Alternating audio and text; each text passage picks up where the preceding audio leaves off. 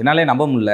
அப்படி ஒரு மசோதாவை மக்களவையில் நிறைவேற்ற போகிறாங்க. அதாவது முதல்வர் இல்லை அமைச்சர்கள், பிரதமர் அவர்கள் மீது ஏதாவது ஒரு குற்றவியல் வழக்குகள் இருந்துச்சு, இல்லை அவங்க மீது குற்றச்சாட்டு வந்துச்சுன்னா அதில் பதவி நீக்கம் பண்ண போகிறதா ஒரு மக்களவையில் ஒரு 3 மசோதாக்கள் உள்துறை அமைச்சர் அமித்ஷா அவர்கள் தாக்கல் பண்ணுறதா இன்றைக்கி செய்தி வந்திருக்கு சார். 30 நாட்கள் சிறையில் இருந்தால் 31வது நாள் தானாகவே அவர்களுடைய பதவி ரத்து செய்யப்படும்.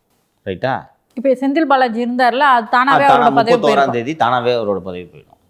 இது பிரதமருக்கும் இது மாதிரி பதவி போயிடும். நல்ல மசோதா அது சும்மா சொல்லு. பார்க்குறப்ப நல்லா தான் சார். ரைட்டு. அப்படி தான் பார்க்குறதுக்கு ஓப்பனிங் எல்லாம் நல்லா தான் இருக்கும். இப்போ மாநிலத்தோட காவல்துறை யாருக்கு கீழே செயல்படுது? முதல்வருக்கு கீழே. அந்த மாநில காவல்துறை முதல்வர் மீது வழக்கு பதிவு செய்யுமா? செய்யாது. அப்போ யார் வழக்கு பதிவு செய்ய முடியும்? மத்திய அரசு பதிவு செய்ய முடியும். அப்போது மத்திய அரசு அவங்களுக்கு பிடிக்காத மாநிலத்தோட முதலமைச்சர்களை அரெஸ்ட் பண்ணி உள்ளே போட்டுட்டு பதவி நீக்கம் பண்ண முடியுமா? பொய் வழக்காகவும் இருக்கலாம் இல்லையா? நமது நீதித்துறையின் நீதி பரிபாலனத்தின் அடிநாதம் என்னவென்றால் இன்னசென்ட் அன்டில் ப்ரூவன் கில்ட்டி. ஒரு நீதிமன்றத்தால் இவர் குற்றவாளி என்று தீர்ப்பு வரும் வரை அவர் நிரபராதி.